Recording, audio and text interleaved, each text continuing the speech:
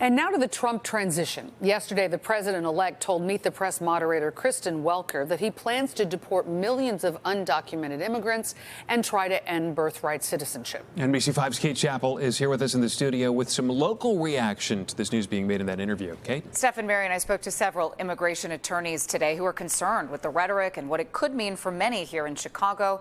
Not only those who are undocumented, but their families and communities, and also how they're preparing clients now ahead of Inauguration Day.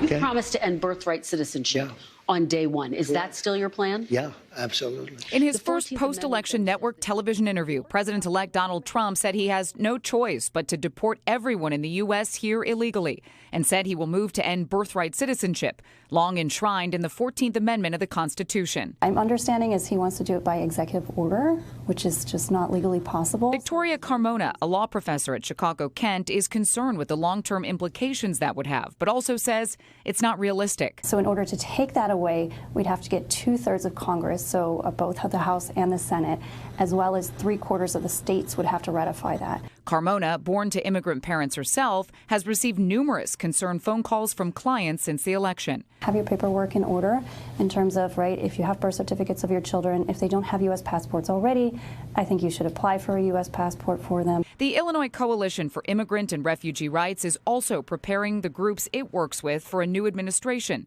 particularly after repeated calls from Trump and his allies for mass deportations. Everybody enjoys really basic rights to be safe in their homes, to be, to remain silent if questioned by law enforcement, to not sign any documents they don't understand, and to speak with and be represented by attorneys. Trump says the deportation plan will begin with criminals, but then advance to others, describing scenarios in which U.S. citizens may choose to be deported with family members in the country legally. 3/4 of undocumented people in the country have been here at least 10 years. And regarding Dreamers, Trump took a softer tone, telling Meet the Press moderator Kristen Welker he is open to working with Democrats to keep undocumented immigrants who entered the U.S. as children in the country. And you want them to be able to stay. That's what you're saying. I do. I want to be able to work something out. We are encouraging people with DACA to file to renew their DACA status as soon as possible, and I'm not overly optimistic about it, unfortunately. Trump's mass deportation plan has been a key promise of his presidential campaign. Of course, we'll have to wait and see what actually happens when he takes office. But his comments on Meet the Press yesterday about the plan were the most expansive we've heard since the election. Marion? Thank you so much, Kate. President-elect Donald Trump's pick for border czar says Chicago will be the focus for deportation policy as soon as the administration takes over in January. Tom Homan said they will focus on people who are threats to public safety at first. But when he spoke last night, he also said it would be the biggest deportation operation this country has ever seen.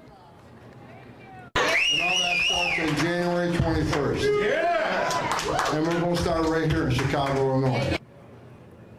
Homan also had strong words for Chicago Mayor Brandon Johnson, urging the mayor to, quote, come to the table, but also threatening legal action. NBC5's Christian Farr has reaction. If he impedes us, if he knowingly harbors and conceals an illegal alien, I will prosecute him. Tom Homan directed those powerful words at Chicago's Mayor Brandon Johnson as the incoming border czar gets ready to conduct a mass deportation starting next month. For months, President-elect Trump has been talking about Homan's marching orders. I want you to run the biggest deportation operation this country's ever seen. Amen. Homan spoke those words last night during a Republican event on Chicago's northwest side. And we also reached out to the mayor's office about Homan's prosecution comment.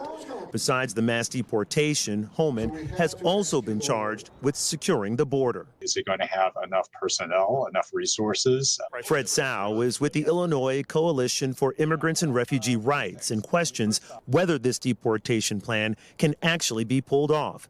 Sau says ICIRR says undocumented families need to make sure they know their legal rights, and to also have an emergency plan in case they are arrested. Who's going to watch over the property? Who's going to pay the bills? How do we address medical issues that may come up?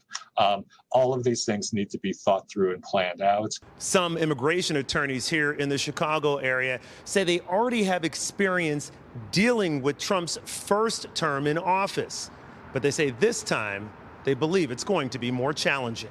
I do believe it would be worse, but at the same time, I also believe that advocates, immigration attorneys, and just the community in general is going to be more prepared. In Streeterville, Christian Farr, NBC 5 News. Governor JB Pritzker says he will not block ICE agents from deporting criminals as President-elect Donald Trump promises mass deportations. Trump's borders are predicted this week that Chicago will be prioritized in these deportations.